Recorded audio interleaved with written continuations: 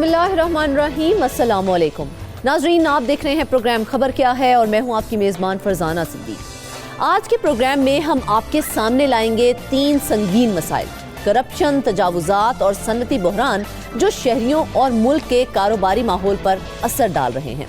Programme के पहले हिस्से में निगाह डालेंगे लाहौर में LDA की मुबैना गैर कानूनी कमर्शलाइजेशन स्कैंडल पर, जहां जोहर टाउन समेत मुख्तलिफ इलाकों के प्लॉट्स को रोड नोटिफिकेशन से पहले ही कमर्शियल करार दे दिया गया। कम फीस वसूल करके करोड़ों रुपए के घपले का इंकशाफ भी सामने आया है। मजीद तफसीलात बताने के लिए हमें ज्वाइन करेंगे नुमाइंदा लाहौर फ़हीम अमीन, जबकि प्रोग्राम के दूसरे हिस्से में हम बात करेंगे मुल्तान के गोल बाग में ग्रीन बेल्ट की अराजी पर कब्जा माफिया की सरगर्मियों के बारे में।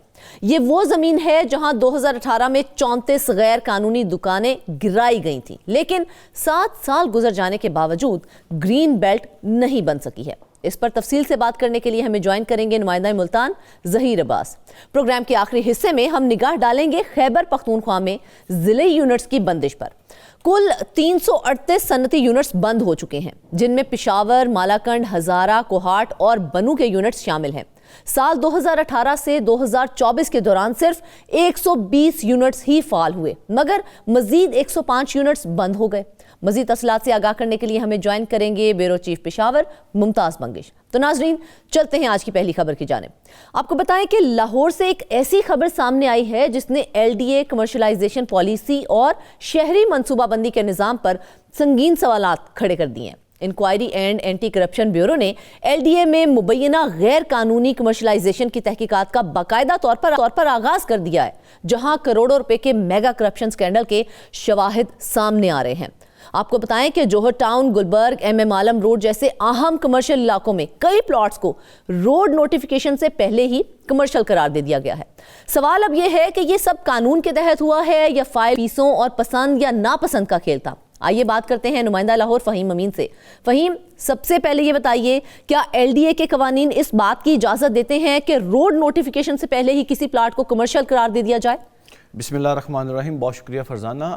आप बात कर रही हैं LDA कमर्शलाइजेशन की, तो ये मैं बताऊं कि जो LDA है उसके जो रेवेन्यू का मेन ज़रिया जो है वो कमर्शलाइजेशन होती है, और कमर्शलाइजेशन जो है वो मौजूदा DC रेट के मुताबिक होती है। अब LDA जब किसी प्रॉपर्टी को कमर्शियल करता है तो सबसे पहले ये देखा जाता है कि आया कि ये रोड कमर्शियल एक्टिविटीज़ की मुनासबत से ठीक भी है, इतना बड़ा रोड है कि यहाँ पर कमर्शियल एक्टिविटीज़ हो सकें, और इसके बाद फिर दीगर जो टीपा और इन्वायरमेंट और दीगर रिपोर्ट्स जो हैं उनको मद्देनज़र रखते हुए उस रोड को कमर्शियल किया जाता है, और उसके बाद फिर उसकी कमर्शलाइजेशन फ़ीस वसूल की जाती है। अब ये जो ताज़ा तरीन मामला ये सामने आया कि वो रोड्स जिनको गुज़िश्ता साल कमर्शियल किया गया, वहाँ पर कुछ ऐसी प्रॉपर्टीज़ भी सामने आई जो 2012-2014 में ही कमर्शियल कर दी गई। जब ये सूरत हाल सामने आई तो उन मालकान को जब नोटिस दिए गए तो उनकी जानिब से वो कमर्शलाइजेशन लेटर जो उनको उस वक़्त का डायरेक्टर और उस वक़्त का टाउन प्लानिंग का अमला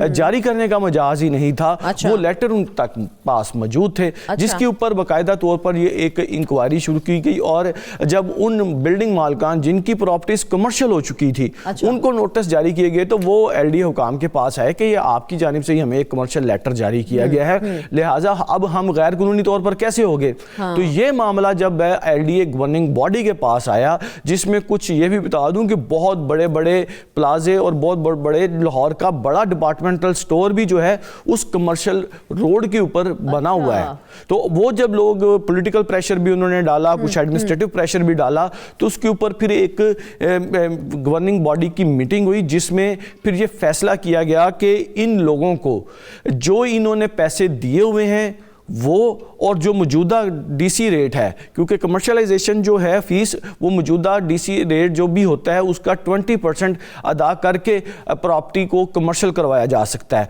तो अब ये फैसला जिन लोगों ने पहले वो गैर कानूनी कमर्शियल करवाया गया था उनको ये कहा गया कि आप मौजूदा कमर्शियल जो DC रेट है उसके मुताबिक कमर्शलाइजेशन करवाएं, और जो पैसे आपने उस वक़्त जिसको बताया जा रहा है कि गैर कानूनी तौर पर कमर्शियल किया गया था, उस वक़्त जो आपने कमर्शियल करवाया था اس کے پیسے مائنس کر لیے جائیں. واضح ہے کہ اس سارے پروسیس میں ایل ڈی اے کو کروڑوں روپے کا نقصان کیسے ہوا, کیونکہ ایل ڈی اے میں دو طرح کی کمرشل پراپرٹی ہوتی ہے, ایک اینول کمرشل ہوتا ہے اور ایک پرمنٹ کمرشل ہوتا ہے. ان لوگوں نے پہلے تو جن لوگوں نے ایل ڈی اے کے لوگوں نے وہ غیر قانونی طور پر کمرشل کی, اس وقت وہ پورا پروسیس ہی غیر قانونی تھا. اب اس کے بعد پتا چلا ہے کہ تقریباً جوہر ٹاؤن میں متعدد پراپرٹیز ایسی ہیں جن کو غیر قانونی طور پر کمرشل کیا گیا ہے. جو ہمارے ذرائع ہیں ان کا مجھے یہ کہنا ہے کہ ایک پلاٹ کو قانونی طور پر کمرشل کرنے کے حوالے سے صرف کمرشل نہیں کیا گیا, ہمیں یہ بھی پتا چلا ہے کہ جو فیس ہے وہ بھی کم وصول کی گئی ہے. میں آپ کو اگر تھوڑا سا گنوا دوں تو جوہر ٹاؤن کے پلاٹ نمبر 307, 308 اور 309 J3 بلاک میں ہیں, جہاں اصل کمرشل فیس 27 لاکھ روپے بنتی ہے, وہاں صرف 6 لاکھ کے قریب ہی وصول کی گئی ہے. تو یہ رعایت کیوں دی گئی, یا پھر ہم کہیں کہ کوئی خفیہ ڈیل تھی جو عمل میں لائی گئی ہے؟ دیکھیں یہ سارے معاملات جو ہیں, اس لیے اب اس کے اوپر باقاعدہ طور پر انکوائری بھی شروع کر دی گئی ہے. آپ نے جوہر ٹاؤن کا ذکر کیا, گلبرگ اور اس کے ساتھ ساتھ جو دیگر علاقے ہیں وہاں پر بھی اس طرح کی انکوائری کا سلسلہ شروع کر دیا گیا ہے. کیونکہ جب ایک پراپرٹی جو ہے آپ لے مین کوئی جائے گا تو اس کو کہا جاتا ہے جی کہ آپ نے یہ پراپرٹی جو ہے کمرشل کروانی ہے, ادروائز آپ اینول کمرشل کے پیسے پے کرتے رہیں. اب آپ یہ دیکھیں کہ ایک پراپرٹی ہے, اس کو کمرشل کروانے کا خرچہ 50 لاکھ روپے ہے. اگر آپ اس کو اینولی پے کرتے ہیں تو اینولی آپ کو 12 لاکھ روپیہ پے کرنا پڑے گا, اور وہ ہر سال آپ کو 12 لاکھ روپیہ پے کرتے رہنا ہے جب تک وہ پراپرٹی کمرشل نہیں ہوگی. یعنی کہ وہ لوگ جنہوں نے 50 لاکھ دے کے ساری زندگی کے لیے کمرشل کروا لیا جیسے بھی, اور وہ لوگ دوسری جانب کہ جن کو اس طرح کی پراپرٹی کمرشل نہیں ہو سکتی, انہیں ہر سال اینول کمرشل کی مد میں سمجھ لیں کہ ان کو ہر سال کرایہ ایل ڈی اے کو اپنی پراپرٹی استعمال کرنے کا دینا پڑ رہا ہے, جس کی کوئی وقت نہیں. اب اس کی باقاعدہ طور پر انکوائری بھی شروع کر دی گئی ہے. D G L D A بھی اس حوالے سے متعلق ہے کہ وہ وصول کی جاتی تھی, کیا بائی لا ایسی کوئی چیز موجود ہے؟ دیکھیں کوئی لا نہیں تھا ایسا, صرف میں بتا رہا ہوں کہ ایک پراپرٹی کو ایک اتھارٹی سے منظور کر کے کمرشل کروایا گیا, اور اسی کے رول کے اوپر رکھ کر پھر باقی بھی غیر قانونی کمرشل کروا لی گئی. اب یہ وہی پروسیس ہے کہ جب ایل ڈی اے میں کوئی ایک گھر کسی بیوہ کو الاٹ کیا گیا, اسی کی فائل سے آگے 50 گھر الاٹ کر لیے گئے. تو اسی طرح کی یہ کمرشلائزیشن ایکٹیویٹی ہوئی ہے, اور اس سے ایل ڈی اے کو کروڑوں روپے کا نقصان بھی ہوا ہے. اور اب اس کی باقاعدہ طور پر جن افسران نے وہ پراپرٹیز جو غیر قانونی طور پر کمرشل کی ہیں ان کے خلاف بھی جو ہے وہ انکوائری شروع کر دی گئی, اور اس کے خاطر خواہ نتائج جو ہیں وہ اب ہمیں لگتا ہے کہ سامنے آئیں گے. کیونکہ بڑے کچھ اہم پلاٹس ہیں, اہم جو ابھی کچھ دیر پہلے بھی میں نے جن کا ذکر کیا, ان کے اندر پلاٹ R2 جوہر ٹاؤن میں ہے جہاں فیس 15 لاکھ روپے بنتی ہے, وہاں بھی 8 لاکھ سے کم وصول کی گئی ہے. تو کیا ڈی سی ریٹ جو بتایا جاتا ہے وہ جان بوجھ کر کم ظاہر کیا گیا یا کم بتایا گیا, کیا ریزن کیا تھی؟ دیکھیں بات یہ ہے کہ اگر یہ پراپرٹیز آج اگر یہ کمرشل کروائی جاتی نا, جب یہ روڈ کمرشل ڈکلیئر ہوا ہے تو ایک ایک پلاٹ جو ہے وہ اس وقت وہاں پر ڈی سی ریٹ 50-60 لاکھ روپے سے اوپر جا چکا ہے. اگر آپ 10 مرلے کا پلاٹ اگر آپ دیکھتے ہیں تو وہ 5 کروڑ روپے کا پلاٹ بنتا ہے, اور اگر آپ نے اس کی کمرشلائزیشن کروانی ہے تو آپ کو اس کے لیے کروڑ روپیہ تقریباً دینا پڑ جاتا ہے. تو اس طرح کے جو فیصلے ہیں, یعنی کہ جو فیس جمع کروائی گئی ہے وہ جس وقت کروائی گئی اس وقت تو ڈی سی ریٹ تو ایک نارمل سا تھا. اب جب پراپرٹیز پچھلے 8-10 سال میں ان کی قیمتیں آسمانوں پر پہنچ چکی ہیں, اور آج اگر وہ پراپرٹیز کمرشل ہوتی ہیں جس کے باعث دیکھیں روڈ کمرشل کرنے کا مقصد کیا ہوتا ہے؟ روڈ کمرشل کرنے کا مقصد یہ ہوتا ہے کہ یہاں سے ایل ڈی اے کو ریونیو جنریٹ ہوگا. اب اگر ایک پراپرٹی اس روڈ کو کمرشل کرنے سے پہلے پرانے ڈی سی ریٹس پر ہی کمرشل ہو چکی ہے تو ایل ڈی اے کو اس کے حوالے سے کوئی فائدہ نہیں, یعنی کہ اس کو تو ایک قسم کا نقصان ہو رہا ہے. تو یہ نقصان کی وجوہات کیا ہیں, اور جن لوگوں نے اس کو بغیر روڈ کو کمرشل ہوئے, اتنی بڑی بات, کیونکہ جب آپ ایل ڈی اے میں فائل جمع کرواتے ہیں کمرشلائزیشن کی تو آج کل تو اس کے ساتھ گوگل امیج لگایا جاتا ہے کہ آیا کہ یہ گوگل امیج کے مطابق روڈ کمرشل ہے کہ نہیں ہے. مطلب کہ اتنی اسکروٹنیز کے باوجود وہ پراپرٹیز ایسے ہی کمرشل ہو گئی, اور ان لوگوں نے جن لوگوں نے اس پراپرٹی کو کمرشل کیا انہوں نے کتنے بڑے بڑے فائدے اٹھائے ہوں گے. اس کی انکوائری جو ہے وہ شروع کر دی گئی ہے, اور یہ جو معاملہ ہے ہمیشہ سے ان کی نظروں میں رہتا ہے، کیونکہ ایل ڈی اے ایک ڈیولپمنٹ اتھارٹی ہے، اس کی ذمہ داری ہے، کیونکہ عموماً ان کا جو جھگڑا ہے وہ سٹی ڈسٹرکٹ گورنمنٹ کے ساتھ ان کی جو ذمہ داری ہے وہ تو ہے ہی، لیکن مجھے یہ بتائیں کہ اس میں کتنی حقیقت ہے کہ ہمیں یہ بھی پتا چلا ہے کہ کئی پلاٹس کو غیر قانونی طور پر خیابان فردوسی سے متصل ظاہر کیا گیا ہے، حالانکہ وہ جو تھے وہ اندرونی سڑکوں پر واقع تھے. ایسا ہے؟ بالکل. دیکھیں اسی چیز کی تو انکوائری کرنی ہے کہ جی یہ مطلب کوئی بھی علاقہ نہیں چھوڑا، جہاں جہاں موقع بن پڑا وہاں پر ہی یہ کام کیا گیا ہے. دیکھیں اس وقت جو لاہور کا علاقہ جوہر ٹاؤن ہے، یہ ایک برگ کے بعد نیا ایک کمرشل ہب بنتا نظر آ رہا ہے، اور یہاں پر آفیسز بھی آپ دیکھیں گے، آپ یہاں پر فوڈ سٹریٹ بھی دیکھیں گے، یہاں پر سپورٹس کمپلیکس بھی دیکھیں گے، یہاں پر آپ کو بڑے بڑے شاپنگ مالز بھی نظر آتے ہیں. تو یہاں کی پہ تو ایک ایک پراپرٹی جو ہے کمرشل وہ اب اربوں روپے پہ پہنچنا شروع ہو چکی ہے. تو اب اگر یہاں پر عام طور پر کوئی عام شہری ون ونڈو پر جائے گا تو اس کی تو اپلیکیشن ہی نہیں لی جاتی، کیونکہ اس کے ساتھ جو کمرشلائزیشن کے ڈاکومنٹس ہیں، جو روڈز ہیں، گوگل امیجز ہیں، دیگر چیزیں ہیں، وہ نہیں لگی. تو جس وقت یہ پراپرٹی کمرشل کی گئی، ان فائلز کو بھی اب کھولا جائے گا اور دیکھا جائے گا کہ آیا کہ یہ پراپرٹیز جب کمرشل کی گئی ہیں تو وہ کون سی رپورٹ تھی جس میں اور کس نے وہ رپورٹ دی، اور اس وقت کون سے ڈائریکٹرز تھے، کون سے ڈپٹی ڈائریکٹرز تھے جن کی ذمہ داری تھی. جو خیابان فردوسی والے پلاٹس کا ہم نے ذکر کیا ہے جو کہ اندرونی گلیوں کے اندر واقع تھے، تو کیا ایسا کوئی لا موجود ہے، مطلب سمجھ سے باہر ہے کہ اندرونی گلیوں کے پلاٹس کو کمرشل کیسے بنایا جا سکتا ہے؟ کیا مطلب اس کی کوئی اجازت ہے، کوئی اسپیشل سرکمسٹانسز ایسے ہیں کہ وہاں پر آپ بنا سکتے ہیں اندرونی گلیوں کے اندر؟ گزشتہ جب گورنمنٹ تھی تو اس میں کچھ فیصلے یہ کیے گئے تھے کہ جو اپارٹمنٹس تھے، ہائی رائز بلڈنگز تھیں، ان کی طرف تو لوگوں کا ٹرینڈ کرنے کے لیے انہوں نے کہا تھا کہ روڈ جو ہے اگر وہ 60 سے 80 فٹ کے درمیان روڈ ہوگا تو وہااں پر ہائی رائز بلڈنگز بن جائیں گی، لیکن وہ صرف اپارٹمنٹس تھے کہ گراؤنڈ فلور پہ آپ دکانیں بنا دیں، اوپر آپ وہ بنا دیں. لیکن یہ جو اب جو بلڈنگ سامنے آ رہی ہیں یہ تو اس دور سے بھی پہلے کی بنی ہوئی ہیں، جس وقت اس لیے کیونکہ آپ یہ دیکھیں کہ ایک گلی کے اندر اگر آپ اس طرح کی بلڈنگ بنا دیں گے چھوٹی سڑک پہ تو وہاں پہ سیوریج اور دیگر پارکنگ مسائل بھی جنم لیتے ہیں. کیا وہاں پہ ٹریفک کا دباؤ بڑھ جائے گا، اور اس کے علاوہ پارکنگ بحران ہوگا، رہائشیوں کو مسائل کا سامنا کرنا پڑے گا، تو پھر ان ساری چیزوں کا ذمہ دار کون ہوگا؟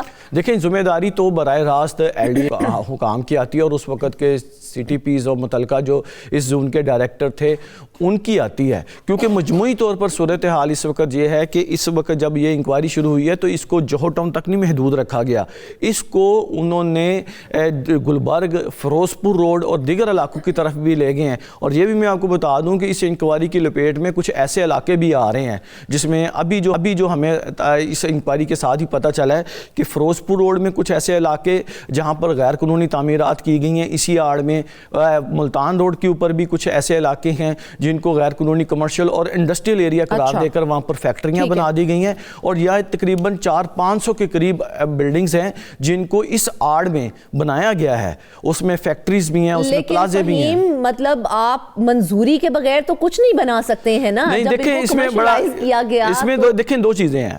یہاں تک جو سٹوری ہے وہ تو ہے کہ اپروول کے بغیر نہیں. اچھا، جو اس کے ساتھ انکوائری شروع ہو گئی ہے وہ یہ انکوائری بھی شروع ہو گئی ہے کہ ایسی روڈز جہاں پر کہ آپ اس کو انڈسٹریل زون قرار دیا ہوا تھا، اس انڈسٹریل زون کے اوپر سٹی ڈسٹرکٹ گورنمنٹ کے ساتھ حدود کا ایشو بنا کر بھی وہاں پر غیر قانونی طور پر بلڈنگز اور فیکٹریز بنا دی گئی ہیں. اب اس انکوائری کے ساتھ اس انکوائری کو بھی شروع کر دیا گیا ہے. اب یہ جو بات ہے یہ مکمل طور پر آپ نے کہا کہ واقعی منظوری کے بغیر نہیں ہو سکتا ہے، اس کا مطلب ہے ہم یہ کہہ سکتے ہیں کہ اس کے اندر ٹاؤن پلانرز جو تھے اور متعلقہ زونل افسران جو تھے اس پورے عمل کے اندر باقاعدہ منظوری کے ساتھ شامل تھے؟ بالکل ایسے ہی ہے، اور اسی لیے پھر گورننگ باڈی کی جانب سے یہ ڈیسیجن لیا گیا ہے کہ کیونکہ وہ جو پیسے تھوڑے تھے وہ آئے تو ایل ڈی اے کے اکاؤنٹ میں، اب ان کو یہ کہا جا رہا ہے ان بلڈنگز مالکان کو کہ آپ موجودہ ریٹ کے حساب سے پیمنٹ کریں گے، جو آپ نے اس وقت اپنی کمرشلائزیشن فیس پے کی تھی اس کو اس میں سے مائنس کیا جائے گا، ٹھیک ہے، اور پھر آپ اس کو پے کر کے تو اب اپنی بلڈنگز کو کمرشل کروائیں گے. یعنی کہ اب وہ جو مالکان تھے جنہوں نے پہلے اس کو کمرشل کروایا, اب وہ دوبارہ یہ جو فراڈ ہوا ہے اس کا بھی وہ انہی کے اوپر ملبہ آ کے گرے گا, وہ اس کو دوبارہ پے کریں گے. لہٰذا یہ اب انکوائری اب شروع ہو چکی ہے. اس انکوائری میں اب چیزیں لیکن انکوائری بڑی عجیب و غریب طریقے سے شروع ہوئی ہے نا فہیم. مطلب ہمیں یہ پتا چلا ہے کہ انکوائری جو ہے وہ انکوائری بیورو کا مختلف زونز میں کہا جا رہا ہے کہ رینڈم عمارتیں جو ہیں ان کا ریکارڈ چیک کیا جائے گا.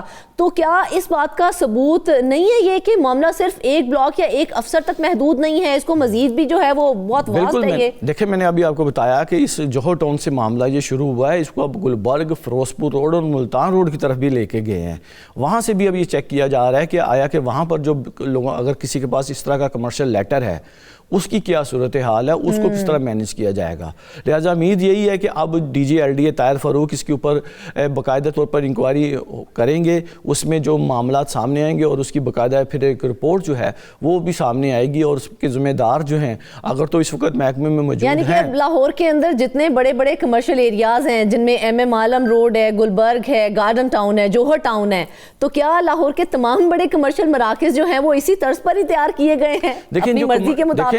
کمرشل مراکز جو ہے نا اس میں یہ صورتحال یہ ہے کہ جو روڈ کمرشل ہو جاتا ہے اگر اس کو ساتھ ساتھ آپ کریں گے کمرشل تو پھر تو سمجھ میں آتا ہے. اگر آپ ان روڈز کو کمرشل ہونے سے پہلے ہی کمرشلائزیشن فیس اس کی وصول کر کے ایل ڈی اے کے اکاؤنٹ میں ڈال کر کمرشل لیٹر جاری کر دیتے ہیں, یہ فراڈ ہے.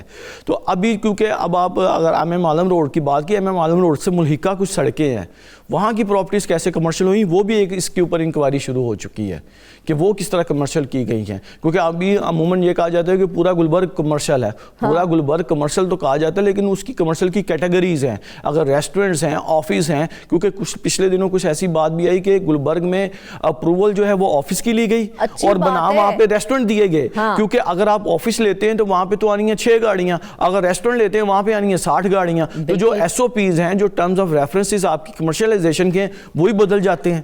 بالکل ظاہری بات ہے اس کی وجہ سے آپ کو گلبرگ میں جو ہے نا وہ سارے آپ کو رش بھی نظر دیتے کرنی چاہیے بھائی, اس کو حل کرنا چاہیے. لیکن فہیم سیکرٹری ہاؤسنگ جو ہیں ہمارے وہ یہ کہہ رہے ہیں کہ کرپشن پر زیرو ٹالرنس ہوگی.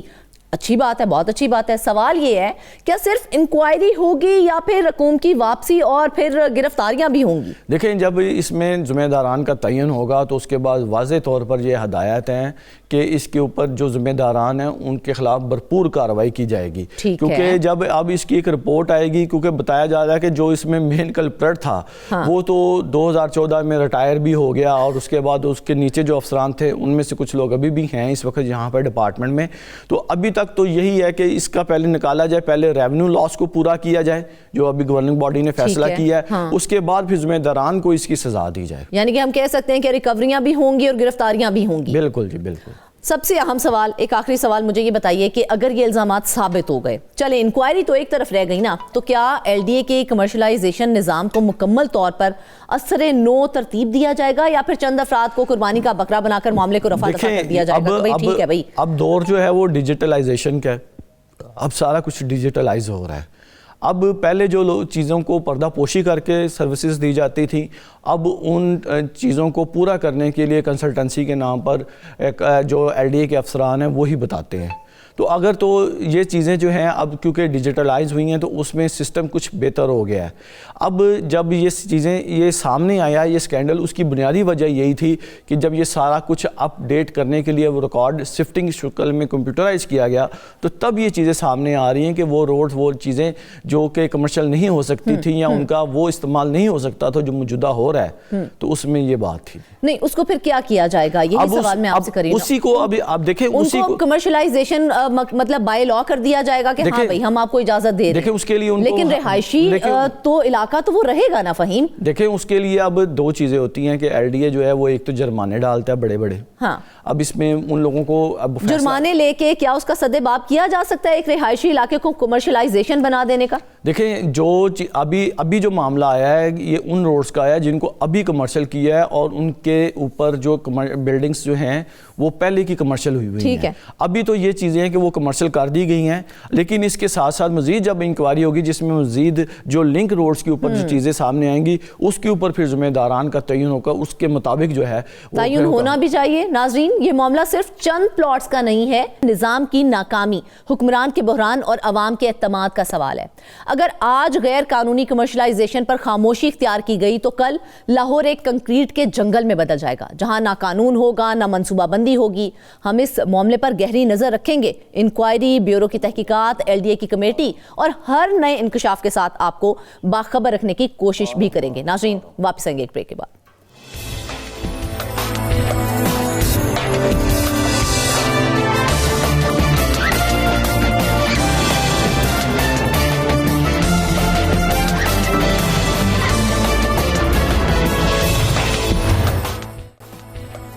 ویلکم بیک ناظرین. اب آپ کو بتائیں کہ ملتان کے دل گول باغ میں وہ اراضی جسے عوامی سہولت اور گرین بیلٹ میں بدلنا تھا آج 7 سال بعد بھی سوالیہ نشان بنی ہوئی ہے. 2018 میں 34 غیر قانونی دکانیں مسمار کی گئیں, وعدے کیے گئے, دعوے ہوئے, مگر نہ گرین بیلٹ بنی نہ تجاوزات کا مکمل خاتمہ ہوا. سوال یہ ہے کہ ناکامی کس کی ہے, غفلت کس کی ہے اور فائدہ کس کو ہو رہا ہے. ہمیں جوائن کیا ہے نمائندہ ملتان عباس نے, ان سے ہی سوالات جانتے ہیں. ظہیر, سب سے پہلا سوال یہ ہے کہ اگر 2018 میں 34 دکانیں گرائی گئی تھیں تو 7 سال بعد بھی گرین بیلٹ کیوں نہیں بن سکی ہے؟ یہ کس کی ذمہ داری تھی, ضلع انتظامیہ کی, PHA کی یا پھر پھاٹا کی؟ جی شکریہ فرزانہ. اگر ذمہ داری کی بات کی جائے تو یہ جو گول باغ کا علاقہ ہے, گلگشت کالونی, یہ تمام ایریا کمرشل ایریا کہلایا جاتا ہے. ملتان کا بڑا کاروباری مرکز اس کو شمار کیا جاتا ہے. تو یہ ایریا جو ہے یہ پھاٹا کے انڈر ہے. صاف ظاہر ہے جس اتھارٹی کے انڈر ہے, جس ایجنسی کے انڈر ہے, وہی اس کی ذمہ دار ہے. لیکن 7 سال کا عرصہ ہو چکا ہے, اس کے باوجود یہ جو 34 غیر قانونی طور پر تعمیر کی گئی دکانیں تھیں ان کو 2018 میں مسمار کیا گیا تھا, لیکن 7 سال کے بعد بھی اس کو گرین بیلٹ میں تبدیل نہیں کیا گیا. جو دکانیں گرائی گئیں وہاں پر مبینہ طور پر دوبارہ سے جو ہے عارضی دکانیں بنا کر ان پر قبضہ کرنے کی کوشش کی جا رہی ہے. یہاں پر جو گرین بیلٹ تعمیر ہونی تھی, بنائی جانی تھی, اس حوالے سے پھاٹا حکام سے جب ہماری بات ہوئی تو انہوں نے سارا ملبہ جو ہے وہ ہارٹیکلچر ایجنسی پہ ڈال دیا کہ یہ ہارٹیکلچر ایجنسی کی ذمہ داری تھی کہ انہوں نے یہاں پر گرین بیلٹ جو ہے وہ تعمیر کرنی تھی. لیکن گلگشت کا علاقہ تو آپ خود ہی بتا رہے ہیں کہ وہ تو پھاٹا کے اندر آتا ہے, پھر پھاٹا کس طرح سے یہ دعویٰ کر سکتا ہے؟ جی میں وہی آپ کو بتا رہا تھا کہ پھاٹا کا دعویٰ یہ ہے کہ جو بھی گرین بیلٹ شہر میں تعمیر ہوتی ہے وہ ہارٹیکلچر ایجنسی کی جانب سے ہوتی ہے. مگر ہارٹیکلچر ایجنسی کے ترجمان سے جب ہماری بات ہوئی تو ان کا یہ کہنا تھا کہ جب تک انہیں کوئی اتھارٹی کہتی نہیں کہ یہ پارک ان کے ہینڈ اوور جب تک ہوتا نہیں تب تک وہاں پارک میں کوئی ترقیاتی کام نہیں کرواتے. اسی طرح اگر کوئی گرین بیلٹ کا ایریا ان کے ہینڈ اوور کیا جاتا ہے تو اس کے بعد ہی وہاں پر جو ہے وہ کام شروع کیا جاتا ہے. تو ان کا کہنا یہی ہے ہارٹیکلچر ایجنسی کا جو ترجمان ہے کہ ہمیں کسی طرح کا بھی کوئی تحریری طور پر نہیں کہا گیا کہ اس ایریے کو جو ہے وہ گرین بیلٹ میں تبدیل کرنا ہے. اندازہ کریں کہ 2018 میں آپ کو یاد ہوگا کہ اس دور میں کافی زیادہ تجاوزات کے خلاف آپریشن ہوئے تھے. گرین اینڈ کلین مہم جو تھی پنجاب حکومت کی, اس کے تحت ملتان میں بھی اربوں روپے مالیت کی جو اراضی ہے اس کو واگزار کروایا گیا تھا. اسی دور میں 2018 میں ہی جو یہ گول باغ کا علاقہ ہے یہاں پر مجموعی طور پر 40 سے زائد دکانیں ایسی تھی جو کہ غیر قانونی طور پر تعمیر ہوئی تھی. کچھ ایسی تھی کہ جو جی بالکل ان کو مسمار کیا گیا, اور اس وقت ضلع انتظامیہ نے یہ دعویٰ کیا تھا کہ جو دکانیں مسمار کی گئی ہیں, جو ایریا جو ہے اس کو واگزار کروایا گیا, اس کی مالیت 2 ارب کے قریب ہے. صاف ظاہر فائدہ کیا ہوا؟ 2018 میں تو یہ کام کر دیا, اس کا قبضہ جو ہے وہ لے لیا گیا, لیکن اب ہم پھر سے دیکھ رہے ہیں کہ افسران کی غفلت کے باعث دوبارہ سے قبضہ مافیا جو ہے وہ دوبارہ اسی اراضی کے اوپر پنجے گاڑ ہے اپنے. جی یہ بھی بڑی دلچسپ بات ہے کہ آپ دیکھیں کہ جب ضلع انتظامیہ کی نگرانی میں, اسسٹنٹ کمشنر سٹی کی نگرانی میں, پھاٹا افسران کی نگرانی میں یہ آپریشن ہوا تو صاف ظاہر انہیں پتا ہے کہ ہم نے اس علاقے میں اتنی دکانیں غیر قانونی تھی ان کو مسمار کیا ہے. تو صاف ظاہر ہے اس پہ جو فالو اپ تھا وہ انہی کی ذمہ داری تھی. وہ چیک کرتے ہیں کہ بھئی دوبارہ سے اس پہ کوئی قبضہ تو نہیں ہوا. اندازہ کریں کہ ابھی 2 دن پہلے ڈویژنل انتظامیہ اور ضلع انتظامیہ نے وہاں کا وزٹ کیا ہے, اور انہوں نے وہاں کا وزٹ کیا کیا, وہاں پہ ترقیاتی کاموں کا جائزہ لیا, اس کے باوجود وہاں پہ جو عارضی دکانیں قائم ہوئی ہیں شاید ان کو وہ نظر نہیں آئیں. صاف ظاہر فوٹیج میں واضح طور پر دیکھا جا سکتا ہے کہ کتنی زیادہ وہاں پر عارضی دکانیں جو ہیں وہ تعمیر کر لی گئی ہیں. وہاں پر ڈیلی بیسس پہ جو ہے وہ کاروباری سرگرمیاں ہوتی ہیں, لیکن اس کے باوجود وہاں سے تجاوزات کا خاتمہ نہیں کیا جا رہا. تو صاف ظاہر ہے یہ آہستہ آہستہ تجاوزات مافیا دوبارہ سے پنجے گاڑے گا. ملتان کے کچھ ایسے پارک ہیں جس کے اطراف میں تجاوزات قائم ہو چکی ہیں. گرین بیلٹس ایسی ہیں کہ جہاں پر تجاوزات مافیا کا راج ہے. سمیج آباد کی طرف اگر جائیں, چوک مارا والا سے سمیج آباد کی طرف, تو وہاں پر جو پی ایچ اے کی گرین بیلٹ ہے اس پر مکمل طور پر قبضہ مافیا نظر آتا ہے. تجاوزات مافیا نے وہاں پر ٹھیلے لگا رکھے ہیں, وہاں پر کاروباری سرگرمیاں کی جاتی ہیں. اسی طرح جب ایک بار جگہ کو واگزار کرا لیا تھا تو اس کی حفاظت کرنا ان کی ذمہ داری نہیں بنتی تھی کہ تاکہ دوبارہ سے اس کے اوپر قبضہ نہ ہو جائے؟ جی اس میں بھی بڑی دلچسپ بات ہے کہ اس حوالے سے جب ہم نے فاٹا افسران سے رابطہ کیا تو ان کے ڈپٹی ڈائریکٹر نے بڑی دلچسپ بات کی. ان کا کہنا تھا کہ ہمارے پاس سٹاف ہی نہیں ہے. انہوں نے کہا کہ صرف 9 ملازمین جو ہیں ان کے پاس کام کرتے ہیں, اور وہ 9 ملازمین بھی ایسے ہیں کہ جس میں ریگولیشن برانچ کا کوئی بھی ملازم نہیں ہے. صاف ظاہر ہے اس کی مانیٹرنگ کرنا, یہاں پر گائے بگائے جو کارروائی کرنا وہ ریگولیشن برانچ کی ذمہ داری ہوتی ہے. جس محکمے میں ریگولیشن برانچ کا کوئی بندہ ہی نہیں, اندازہ کریں کہ وہاں پہ غفلت کس کی کہی جائے. جو 9 بندے ان کے پاس ہیں ان کو تو یوٹیلائز کیا جا سکتا ہے, لیکن ڈپٹی ڈائریکٹر صاحب کا یہی موقف ہے کہ سٹاف کی شدید کمی کے باعث جو ہے وہ تجاوزات کے خلاف اس طرح سے کارروائی نہیں کر پا رہے. ان کا کہنا ہے کہ جب بھی تجاوزات کی نشاندہی ہوتی ہے تو ان کی کوشش ہوتی ہے کہ کسی نہ کسی طرح سے تجاوزات کا خاتمہ کیا جائے, آپریشن کیا جائے. ضلعی انتظامیہ سے رابطہ کیا جاتا ہے, ضلعی انتظامیہ کی جانب سے کچھ ملازمین جو ہے وہ فراہم کیے جاتے ہیں, تو اس صورت میں جو ہے وہ تجاوزات کا خاتمہ کر دیا جاتا ہے. لیکن ان کا موقف یہ ہے کہ ان کے ادارے میں جو افرادی قوت ہے اس کی شدید کمی ہے. جب تک نیا سٹاف ہائر نہیں کیا جاتا, جب تک ملازمین کی تعداد پوری نہیں ہوتی, تب تک جو ہے اتنے بڑے ایریے میں تجاوزات کے خلاف ریگولر آپریشن جو ہے وہ انتہائی مشکل دکھائی دیتا ہے. دوسری جانب اگر بات کریں ایم ڈی اے کی زمین یا اراضی واگزار کرانا بڑا مشکل کام ہوتا ہے. واگزار کرا کے دوبارہ آپ نے ان کے حوالے کر دی کہ چلو بھائی دوبارہ سے قبضہ کر لو. لیکن ظہیر ایک چیز کا جواب مجھے دیجئے. پھاٹا کہتا ہے جی میری ذمہ داری نہیں تھی, یہ پی ایچ اے کا کام تھا. پی ایچ اے کہتا ہے جی ہمیں گرین بیلٹ بنانے کی ہدایت ہی نہیں ملی تھی. تو سوال یہ ہے کہ 7 سال گزر گئے, تو 7 سالوں میں کوئی ایک موقع ان کو نہیں ملا کہ وہ ہدایات جاری کی جاتی کہ بھائی گرین بیلٹ کو تعمیر کیا جائے؟ جی اس میں یہ بھی تو ایک معاملہ ہے نا کہ جو افسران ہیں فاٹا کے, جو ڈائریکٹرز ہیں, وہ آئے روز تبدیل ہوتے رہتے ہیں. تو ان کے پاس تو یہی بہانہ ہے کہ بھئی ہماری عدالتوں میں افسران کی تبدیلی کا مطلب یہ تو نہیں ہے نا کہ آپ ادارے کا کام روک دیں. جی یہاں پر تو ایسا ہی لگ رہا ہے نا کہ ایک افسر اگر اس سے موقف کے لیے رابطہ کرتے ہیں تو وہ آگے سے جواز پیش کرتا ہے کہ سٹاف کی کمی ہے. دوسری جانب اگر ڈائریکٹر سے رابطہ کرتے ہیں تو ان کی طرف سے یہی کہا جاتا ہے کہ مجھے تو ابھی چند روز ہوئے, مجھے تو ابھی اس معاملے کا اس طرح سے علم بھی نہیں ہے. تو اندازہ کریں جو بھی یہاں پہ نیا ڈائریکٹر آتا ہے وہ اپنی لا علمی کا اظہار کرتا ہے کہ اس کے نوٹس میں یہ معاملہ اس طرح سے بھی ہے نہیں, انہوں نے ابھی بریفنگ نہیں لی. لیکن صاف ظاہر ہے جو نیچے کا عملہ ہے, ڈپٹی ڈائریکٹر ہیں, باقی بلڈنگ انسپیکٹرز ہیں, جو باقی دفتر کا عملہ ہے, انہیں تو صاف ظاہر پتہ ہے کہ بھئی 7 سال پہلے ہم نے یہاں پر آپریشن کیا تھا, اس کے نتیجے میں 34 سے زائد دکانیں جو ہے ان کو مسمار کیا تھا, غیر قانونی طور پر وہ تعمیر کی گئی تھی. گرین بیلٹ کا ایریا تھا, تو صاف ظاہر گرین بیلٹ کا ایریا تھا تو اسے گرین بیلٹ کے لیے استعمال کرنا تھا. مگر ابھی تک گرین بیلٹ کی تعمیر پر کوئی پیش رفت نہیں ہو سکی, جس کے باعث دوبارہ سے جو تجاوزات مافیا ہے وہ اس ایریے میں دوبارہ سے سرگرم ہو چکا ہے.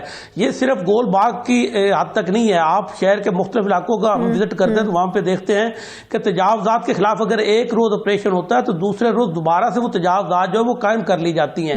پرانا شجاع آباد روڈ بہت مشہور علاقہ ہے ملتان کا, وہ بھی کاروباری مرکز ہے, تو وہاں پر بھی آئے روز تجاوزات کے خلاف آپریشن ہوتا ہے. مگر جیسے میونسپل کارپوریشن کی ٹیمیں تجاوزات کے خلاف آپریشن کر کے واپس جاتی ہے, اگلے روز دوبارہ سے تجاوزات اس سے بھی زیادہ ہوتی ہیں.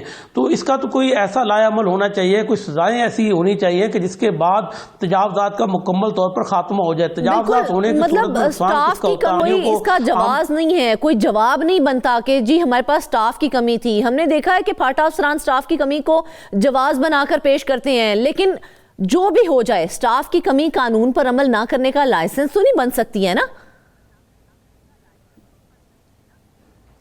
جی بالکل، جتنا سٹاف ہے اسی کو آپ یوٹیلائز کر سکتے ہیں. ایک ایریے میں اگر آپ نے تجاوزات کا خاتمہ کرنا ہے، فرض کریں کوئی تقریباً آدھا کلومیٹر کی حدود میں جو ہے وہ تجاوزات قائم ہے، تو اس کے لیے تو آپ کو 7-8 بندے کافی. آپ اپنی جتنی بھی آپ کی افرادی قوت ہے اس کو آپ استعمال میں لائیں اور تجاوزات کے خلاف آپریشن کریں. اگر گائے بگائے جب بھی آپ ضلع انتظامیہ سے مدد مانگتے ہیں کہ ہم نے اس ایریے میں تجاوزات کے خلاف آپریشن کرنا ہے، اس صورت میں اگر آپ کو ملازمین مل جاتے ہیں تو عام روٹین میں بھی آپ ضلع انتظامیہ سے درخواست کریں یا میونسپل کارپوریشن کے پاس اتنی افرادی قوت ہے. ساتھ ساتھ ایم ڈی اے کی اگر بات کی، وہاں پہ کافی زیادہ جو ہے وہ تعداد ملازمین کی. اسی طرح آپ دیکھیں پیرا فورس جو قائم کی گئی تو اس کا تو مقصد ہی تجاوزات کا خاتمہ ہے. آپ ان سے مدد مانگ سکتے ہیں، لیکن مجھے لگتا یہی ہے کہ جو افسران ہیں وہ صرف اور صرف اپنا ٹائم گزار رہے ہیں. انہیں پتا ہے کہ جو بھی افسر آتا ہے وہ 6-7 مہینے بعد تبدیل ہو جاتا ہے، تو 6-7 مہینے ان کا جو ہم نے دیکھا ہے کہ وہ یا تو دفتر ہی نہیں آتے، اگر دفتر آئیں بھی تو وہ اپنی فائلوں میں جو ہے وہ مگر رہتے ہیں. اور ان سے جب موقف لیا جاتا ہے تو وہ کہتے ہیں کہ بھئی عدالتی کیسز اتنے ہیں، کیونکہ جب بھی وہ کسی کی عمارت کو سیل کرتے ہیں تو وہ معاملہ کورٹ میں چلا جاتا ہے. کسی غیر قانونی عمارت کو اگر وہ گراتے ہیں تو بھی معاملہ کورٹ میں چلا جاتا ہے. ان کی طرف سے یہی موقف ہے کہ ہمارے اوپر کافی زیادہ ذمہ داری ہوتی ہے، کیونکہ عدالتوں کے روزانہ کی بنیاد پر چکر لگانے پڑتے ہیں، جس کی وجہ سے ہم دفتر کو اس طرح سے ٹائم نہیں دے پاتے. جو روٹین کے معاملات ہیں وہ ان کی نظروں سے اوجھل رہتے ہیں. تو یہ ان کی مجبوری ہے، وہ یہ جواز پیش کرتے ہیں، لیکن کوئی ایسا لائحہ عمل انہیں اختیار کرنا چاہیے جس کے نتیجے میں تجاوزات کا خاتمہ ہو. یہ جو اربوں روپے مالیت کی اگر اراضی انہوں نے باگزر 7 سال پہلے کروائی تھی تو اس کو ٹھنڈے پڑے رہتے ہیں نا جب تک مکمل طور پر قبضہ نہیں ہو جاتا ہے. وہاں پہ جو کھانے پینے کی عارضی دکانیں بنائی گئی ہیں، کہا جا رہا ہے جی نہیں جی یہ عارضی ہیں، ان کو ہٹا دیا جائے گا. تو کیا واقعی یہ عارضی ہی ہے؟ مستقل قبضے کی پہلی سیڑھی ہم اس کو کہیں کہ ہاں جی پہلی سیڑھی ہے، اب اس کے بعد جو قبضہ مافیا دوبارہ سے سرگرم ہو جائے گا؟ جی آپ نے اکثر نوٹ کیا ہوگا کہ جب بھی کسی اراضی پہ قبضہ ہوتا ہے اس سے پہلے یہی ٹیکنیک استعمال کی جاتی ہے کہ شہری علاقوں میں ہم نے دیکھا کہ اکثر جو قبضے کے علاقے وہاں پہ پہلے خانہ بدوشوں کا آباد کیا جاتا ہے.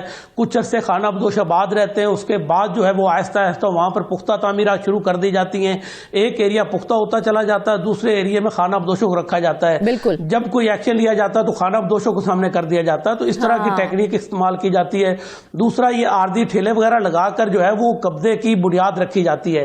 اگر آج یہ آپریشن نہ ہوا، ان کو یہاں سے نہ ہٹایا گیا تو آنے والے دنوں میں یہی ہوگا کہ جس طرح پہلے کئی سالوں تک جو ہے غیر قانونی دکانیں جو ہے وہ تعمیر رہی ہیں اور وہاں سے اچھا خاصا ریونیو جو ہے وہ پرائیویٹ افراد جو ہے جو انہوں نے مبینہ طور پر قبضہ کیا ہوا تھا وہ اچھا خاصا ریونیو وہاں سے ظہیر یہاں پر تو سراسر جو سچویشن ہے وہ تو یہ ہمیں صاف بتا رہی ہے کہ پھاٹا اور پی ایچ اے کے درمیان کسی قسم کا جو ہے وہ رابطہ نہیں ہے، بلکہ رابطوں کا فقدان ہے. تو جس سے مسائل پیدا ہو رہے ہیں، لیکن اگر یہ مسائل پیدا ہو رہے ہیں تو اس کی قیمت شہری کیوں ادا کریں بھائی؟ جی اندازہ کریں کہ جب بھی پھاٹا کوئی بڑی کارروائی کرتا ہے، فرض کریں انہوں نے کوئی عمارت سیل کر دی تو یقین کریں اتنی زیادہ سفارشی کالیں آتی ہیں کہ بندہ حیران ہو جاتا ہے. اگر وہی افسر ایک دوسرے کو سفارش کے لیے کال کر سکتے ہیں تو اگر وہ فون کال پہ ہی کہہ دے کہ بھائی یہ معاملہ ہے، آپ نے اس کو گرین بیلٹ میں جو ہے وہ تبدیل کرنا ہے، یا پھر ایک لیٹر لکھنا ہے، واٹس ایپ پہ ایک میسج کیا جا سکتا ہے، تو یہ ڈائریکشن انہیں دی جا سکتی ہے کہ بھائی یہ ایریا ہمارے پاس ہے، اس کو اتنے سال پہلے واگزار کروایا گیا تھا، یہ گرین بیلٹ کا رقبہ تھا، تو یہاں پہ آپ گرین بیلٹ جو ہے ڈیولپ کریں. تو ہارٹیکلچر ایجنسی نے تو فوری طور پر اس پہ عمل درآمد کرنا ہے، مگر ابھی تک کوئی ڈائریکشن انہیں دی نہیں گئی، جس کی وجہ سے وہ بھی ہاتھ پہ ہاتھ دھرے بیٹھے کہ ہمیں کوئی صادر جب تک آپ کوئی بھی ایریا چاہے وہ پارک کی اراضی ہے، گرین بیلٹ کی اراضی ہے، جب تک آپ باضابطہ طور پر جواب دے کون ہوگا؟ گرین بیلٹ بنانے کا وعدہ کیا گیا تھا، وعدہ پورا نہیں ہوا ہے، جواب دے کون ہے؟ صاف ظاہر ہے جواب دے تو پھاٹا ہے نا، پھاٹا کے زیر کنٹرول ہے. یہ پھاٹا تو ماننے کو تیار ہی نہیں ہے. کالونی کا علاقہ اور نیو ملتان ماننے کو تیار نہیں، وہ علیحدہ بات ہے، لیکن ذمہ داری پھاٹا کی ہے. ہماری جب ترجمان ہارٹیکلچر ایجنسی سے بات ہوئی تھی تو انہوں نے بھی واضح کیا کہ انہیں کسی قسم کا کوئی لیٹر موصول نہیں ہوا، جب تک تحریری طور پر ہدایات نہیں آئیں گی تب تک وہ گرین بیلٹ وہاں پہ ڈیولپ نہیں کریں گے. تو صاف ظاہر ہے پھاٹا حکام کو چاہیے کہ فوری طور پر ایک خط لکھنا ہے، ایک خط لکھیں اور انہیں مراسلہ بھیجیں، ان سے ریکویسٹ کریں کہ یہاں پہ گرین بیلٹ جو ہے اس کو ڈیولپ کیا جائے. تو یہ اراضی جو 7 سال سے دوبارہ اس پہ گائے بگائے قبضے ہونا شروع ہو رہے ہیں، تو یہ جو تجاوزات کا سلسلہ ہے وہ ختم ہو سکتا ہے. یہاں پر گرین بیلٹ ہوگی، ہر طرف سبزہ نظر آئے گا، تو یہی بہتری اس ایریے کے لیے. یعنی کہ ہم یہ کہہ سکتے ہیں ان شارٹ کہ ذمہ داری اگر پھاٹا کی بنتی ہے تو پھاٹا کو ایک چھوٹا سا کام کرنا ہے, ایک مراسلہ لکھ دے اور یہ کام ہو جائے گا, ایسا ہی ہے؟ جی بالکل, وہ یہاں پہ ایک مزاحیہ بات ذہن میں آ رہی ہے, کبوتروں کا دور نہیں کہ آپ کبوتر ارینج کریں گے, اسے چٹھی دیں گے, وہ چٹھی پہنچے گی, اس طرح کا تو معاملہ ہے نہیں. جدید دور ہے, آپ صرف ایک میسج ٹائپ کریں, وہ واٹس ایپ پہ آپ متعلقہ اتھارٹی جو ہے اس کو بھیج دیں, ایک آپ فون کال کر دیں, انہیں بتا دیں یہ معاملہ ہے, ہم نے آپ کو مراسلہ بھیجا ہے, اس پہ یہ پیش رفت آپ کر دیں. اتنا سا کام جو ہے اس کے لیے بھی یہ 7 سال گزر گئے. اندازہ کریں, ہمیں تو نہیں لگتا کہ آنے والے 7 سال میں بھی یہاں پہ کوئی اس طرح کی ایکٹیویٹی ہوگی کہ وہاں پہ 7 سال گزر گئے ہیں, کیا کسی افسر کے خلاف کوئی محکمانہ کارروائی کی گئی ہے یا پھر فائلیں ادھر سے ادھر ایک میز سے دوسری میز کے پاس ہی گھوم رہی ہیں؟ جی یہاں پہ بڑی دلچسپ صورتحال ہے کہ یہاں پر ڈیفالٹرز کے خلاف جو انطلاع موصول ہوئی تو وہ بھی فائلوں میں پڑا رہتا ہے. وجہ یہی ہے کہ ہمارے پاس سٹاف کی کمی ہے, مشینری کی کمی ہے, جس کی وجہ سے ہم پراپر جو ہے وہ کاروائیاں نہیں کر سکتے. تو جو تبادلوں کی بات ہے, جب بھی کوئی اس طرح کا معاملہ سامنے آتا ہے, ایڈیشنل جو یہاں پہ سیکٹری ہیں ہاؤسنگ کے, اگر ان کے نوٹس میں کوئی معاملہ آتا ہے تو فوری طور پر کسی نہ کسی افسر کا تبادلہ ہو جاتا ہے. ماضی میں ہم نے دیکھا کہ ایک پلاٹ کا معاملہ تھا تو اس پہ ایک ملازم کو معطل بھی کیا گیا تھا, تو معطلی بھی ہو جاتی ہے, بعض کا تبادلے بھی ہو جاتے ہیں, مگر جو کام ہے وہ پینڈنگ ہی رہتا ہے. یہاں پر کئی دفعہ ہم نے دیکھا کہ پھاٹا کے کئی افسران کے خلاف محکمانہ انکوائریاں بھی ہوئیں, مگر اس کے باوجود بالکل ایسی یہ چھوٹی سی ذمہ داری ہے, اگر آپ بروقت کو پوری کر دیں تو یہ معاملات حل ہو سکتے ہیں. دیکھا جائے تو یہ صرف 34 دکانوں یا ایک گرین بیلٹ کا معاملہ نہیں ہے, یہ نظام کی نیت اور عملداری کا ایک امتحان ہے. اگر آج گول باغ پر خاموشی رہی تو کل پورا شہر تجاوزات کے آگے ہار مان چکا ہوگا. دیکھنا یہ ہے کہ ریاست حرکت میں آتی ہے یا مافیا ہمیشہ کی طرح جیت جاتا ہے. واپس آئیں گے ایک بریک کے بعد.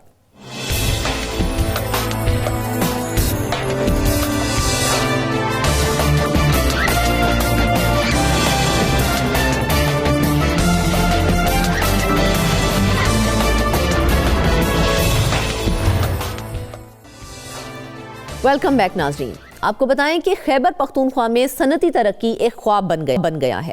صوبے میں اب تک 338 صنعتی یونٹس بند ہو گئے ہیں, جبکہ پچھلے 5 سال کے دوران 105 یونٹس بند ہوئے. مختلف علاقوں میں صنعتی یونٹس کی بندش کی وجہ مختلف ہے.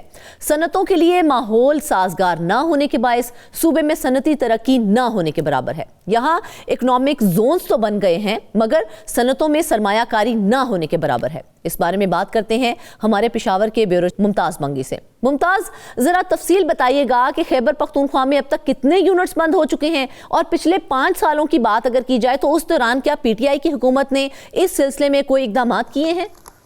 شکریہ فرزانہ. دراصل اگر کل صنعتوں کی بات کی جائے تو تقریباً 338 یونٹس ایسے ہیں کہ جو خیبر پختونخوا میں بند ہو گئے ہیں, اور پچھلے 5 سالوں کی یعنی 2018 سے اگر 2024 کی بات کی جائے تو اس عرصے کے دوران 120 یونٹس کو تو فعال بنایا گیا. یہ حکومت کا ایک بڑا کارنامہ ہے, لیکن عجیب بات یہ ہے کہ اس دوران 105 جو صنعتی یونٹس تھے وہ مزید جو ہے وہ بند ہو گئے. مطلب 120 یونٹس کو انہوں نے فعال بنایا, ان کا دعویٰ یہ ہے, اور 105 یونٹس جو ہیں وہ بند ہو گئے. تو پھر اچھا کام کیسے ہوا ممتاز؟ مطلب جتنے یونٹس, یہی ایک صورتحال ہے کہ جو ان کے اعداد و شمار ہے اس میں یہ بتایا گیا کہ 120 یونٹس کو انہوں نے فعال بنایا گیا 5 سالوں کے اندر, لیکن اسی دوران 105 مزید یونٹ جو پہلے سے وہ چل رہے تھے وہ مزید غیر فعال ہو گئے اور وہ بند ہو گئے. تو یہ ایک عجیب صورتحال ہے, اور اس میں ایک اور عجیب و غریب بات یہ ہے کہ اسمال انڈسٹریز ڈیولپمنٹ بورڈ جو ہے یہ ایک ایسا ادارہ ہے کہ جو صنعتوں کے فروغ کے لیے کام کر رہا ہے, اور یہ کئی علاقوں میں باقاعدہ طور پہ جو صنعتی زونز قائم کیے گئے ہیں وہ وہاں پہ ان صنعتوں کی ترقی اور ان کو فعال رکھنے میں ان کا دعویٰ یہ ہے کہ وہ کردار ادا کر رہے ہیں. لیکن اسمال انڈسٹریز ڈیولپمنٹ بورڈ کے اپنے 5 یونٹس اس عرصے کے دوران بند ہو گئے. یہ بھی بڑی عجیب سی صورتحال ہے کہ جو اپنی یونٹس کو فعال نہیں رکھ سکتے وہ پرائیویٹ جو دیگر صنعتیں ہیں ان کو فعال رکھنے میں کتنے وہ لوگ معاون ثابت ہو سکتے ہیں. اسمال انڈسٹریز ڈیولپمنٹ بورڈز کے جو یونٹس جو 5 یونٹس تھے وہ جب بند ہو گئے تو اس سے کوئی 68 ملازمین جو ہے وہ بے روزگار ہو گئے. تو اس سے اندازہ لگایا جا سکتا ہے کہ جو 338 صنعتی یونٹس تو اس میں کتنے ملازمین جو ہیں وہ بے روزگار ہوئے ہوں گے. وہ اعداد و شمار اگرچہ حکومت کے پاس نہیں ہے لیکن کافی تعداد میں جو صنعتی ملازمین ہیں وہ بے روزگار ہو گئے ہیں. پشاور میں جو صنعتیں لگانے ماحول کافی سازگار ہے, لیکن یہاں پہ بھی جو پشاور ریجن ہے, پورے پشاور ریجن میں 266 یونٹ بند ہو گئے, اور جو پشاور شہر ہے جو یہاں کے صنعتی زونز ہیں اس میں کوئی 81 کے قریب یونٹ جو ہیں وہ بند ہو گئے ہیں. اسی طرح ملاکنڈ ریجن کی اگر ہم بات کریں تو وہاں پہ 66 یونٹس جو ہیں وہ بند ہوئے ہیں, جس میں سوات کے 39 یونٹس بھی شامل ہیں. تو ہزارہ ریجن بھی جہاں پہ ہتار جیسے صنعتی زونز قائم کیے گئے لیکن وہاں پہ بھی 91 یونٹس بند ہوئے ہیں, جس میں ابٹ آباد میں 38 اور ہری پور میں 35 کے قریب یونٹ بند ہوئے. بنو جو کہ جنوبی اضلاع کا ایک ریجن سمجھا جاتا ہے, وہاں پہ 10 اور کوہاٹ میں 89 یونٹس بند ہوئے. تو کہا یہ جاتا ہے کہ زیادہ تر جو یونٹس بند ہو گئے ہیں اس کی ایک وجہ یہ بھی ہے کہ جو پچھلے 5 سال کے دوران جو بجلی کی قیمتوں میں اضافہ ہوا ہے اس کی وجہ سے یہ بند ہو گئے ہیں. لیکن بہت سارے ریجنز میں جو یونٹس بند ہو گئے ہیں اس کی وجہ یہ بھی بتائی جاتی ہے کہ وہاں پہ ان کو مالی مسائل تھے, اور اس کے علاوہ جو وہاں پہ امن و امان کی صورتحال تھی اس کی وجہ سے بھی یہ زون جو ہے وہ بند ہو گئے تھے. اچھا ممتاز, مجھے یہ بتائیے کہ صنعتوں کے فروغ کے لیے خیبر پختونخوا میں کون سا محکمہ ہے جو پراپر کام کر رہا ہے, اور اس کی کارکردگی موجودہ کے اگر ہم بات کریں حالات کی تو وہ کیا ہے؟ اسمال انڈسٹریز ڈیولپمنٹ بورڈ جو ہے وہ ادارہ ہے جو ان صنعتوں کی نہ صرف فروغ کے لیے کام کرتا ہے بلکہ نئی صنعتیں لگانے میں بھی ان کا دعویٰ یہ ہے کہ وہ اس میں اہم کردار ادا کر رہے ہیں. کئی صنعتی زونز بھی انہوں نے بنائے, اسمال انڈسٹریل جو پروجیکٹس ہیں وہ بھی انہوں نے شروع کیے, لیکن ان میں سے کسی کو بھی کامیابی حاصل نہیں ہوئی. مثال کے طور پر اگر ہم پشاور میں انڈسٹریل اسٹیٹ کی بات کریں تو یہ بھی اسمال انڈسٹریز ڈیولپمنٹ بورڈ کے تعاون سے یہ جو ہے یہ چل رہا ہے. لیکن یہاں پہ صورتحال یہ ہے کہ یہاں پہ جو انڈسٹریز لگائی گئی, جو یونٹس لگائی گئی, اس میں خود اپنے طور پہ ان انڈسٹریلسٹ نے اس میں تبدیلیاں کی, اور اب وہاں پہ بجائے اس کی کہ صنعتی یونٹس ہوں, اکثر جگہوں پہ جو پلاسٹک اور یہ جو چپلوں کے جو شو رومز ہیں صرف وہ دکھائی دیتے ہیں, اور وہ اچھا ممتاز, ہم نے دیکھا کہ اگر ماضی کی بات کی جائے تو خیبر پختونخوا کے مختلف علاقوں میں انڈسٹریل زون آئے گئے تھے, جس طرح سے آپ نے ہمیں بتایا, وہاں پر کارخانے بھی بنائے گئے تھے, تو ان کی اس وقت حالت کیا ہے؟ اس وقت اس کی صورتحال یہ ہے کہ ہتار جو ہے ہزارہ ریجن میں ایک ایسا ایک انڈسٹریل زون بنایا گیا تھا کہ جس سے توقع یہ کی جا رہی تھی کہ وہاں پہ انڈسٹریز کو فروغ ملے گا اور لوگ آئیں گے. وہاں پہ کافی مراحت بھی دی گئی تھی, لیکن ہتار ریجن کا بھی اب یہ حال ہے کہ وہاں پہ جو نئے انڈسٹریلسٹ ہیں وہ جانے کے لیے تیار نہیں ہیں, اور جو پرانی انڈسٹریز تھی, جو یونٹس تھے, وہ تقریباً بند ہو کر رہ گئے ہیں. اس طرح سے صوبے کے دوسرے علاقوں میں کوہاٹ میں اس طرح سے ایک انڈسٹریل اسٹیٹ قائم تھا, اور اس کے علاوہ جس طرح پشاور میں نے ذکر کیا یہاں پہ بھی انڈسٹریل اسٹیٹس قائم کیے گئے تھے, لیکن یہاں انڈسٹریل اسٹیٹس میں حکومت کی جانب سے جو مراحت دی جا رہی ہیں وہ یا تو نہ ہونے کے برابر ہیں یا ان کو طرح طرح کے دوسرے مسائل کا سامنا ہے. مثال کے طور پہ جو یونٹس بند ہو گئے تھے, جو یونٹس بند ہو گئے تھے, کیا ان کی وجوہات کا پتہ چلا کہ وہ کیوں بند ہوئے تھے؟ ان کی مختلف وجوہات ہیں. ایک سب سے بڑی وجہ تو یہ ہے کہ حکومت کی جانب سے جو مراحت ہیں وہ اتنی حوصلہ افزا نہیں کہ اس میں وہ لوگ وہ صنعتی یونٹ جو ہیں وہ سروائیو کر سکیں. مثال کے طور پہ جو بجلی کے بل ہیں پچھلے 5 سال کے دوران اس میں بے تحاشا اضافہ ہوا, جس کی وجہ سے اکثر جو صنعتی یونٹس تھے وہ بند ہو گئے. اس کے علاوہ مالی مسائل بھی بہت سارے جو انڈسٹریل یونٹس تھے ان کو درپیش تھے. حکومت کی جانب سے قرضوں کی فراہمی کا کوئی ایسا مؤثر نظام نہیں تھا جس کی وجہ سے وہ اپنا کاروبار جو ہے اس کو سسٹین رکھ سکے اور وہ اس کو اپنی صنعتی یونٹس کو فعال رکھ سکیں. اس کے علاوہ کئی ایسے انڈسٹریل اسٹیٹ بھی تھی جو عدالتی یونٹس بھی تھے جو عدالتی مقدمات کی وجہ سے ان کو بند کرنا پڑا. یعنی یا تو جو قواعد و ضوابط تھے وہ ان کی خلاف ورزی کر رہے تھے, اور یا پھر حکومت کی جانب سے ان کو ممتاز, جس طرح سے آپ ہی بتا رہے ہیں کہ اکنامک زونز تو بنائے جا رہے ہیں, ٹھیک ہے, مگر ہم نے دیکھا ہے وہاں پر سرمایہ کاری جو ہے وہ نہ ہونے کے برابر ہے. تو کیا یہ اس بات کا ثبوت نہیں ہے کہ پالیسی سازی اور عمل درآمد میں جو ہے وہ واضح خلا موجود ہے؟ بالکل یہ بات بالکل درست ہے. اکنامک زون جو بنائے بھی جا رہے ہیں وہاں پہ جو ماحول جب تک ان کو پرووائڈ نہ کیا جائے تب تک وہ اکنامک زون کامیاب نہیں ہو سکتے. مثال کے طور پہ ابھی جو نئے اکنامک زون بنائے جا رہے ہیں وہاں پہ ان کو دعوے تو یہ بہت کیے جا رہے ہیں کہ وہاں ان کو کافی فیسلٹیز فراہم ہوں گی اور ایک ہی چھت تلے ان کو ساری مراحت ان کو دی جائیں گی اور جتنی بھی سروسز ہیں وہ ان کو دی جائیں گی. لیکن پریکٹیکلی اگر دیکھا جائے تو وہاں پہ ایسی کوئی جو فیسلٹیز ہیں وہ نظر نہیں آتی.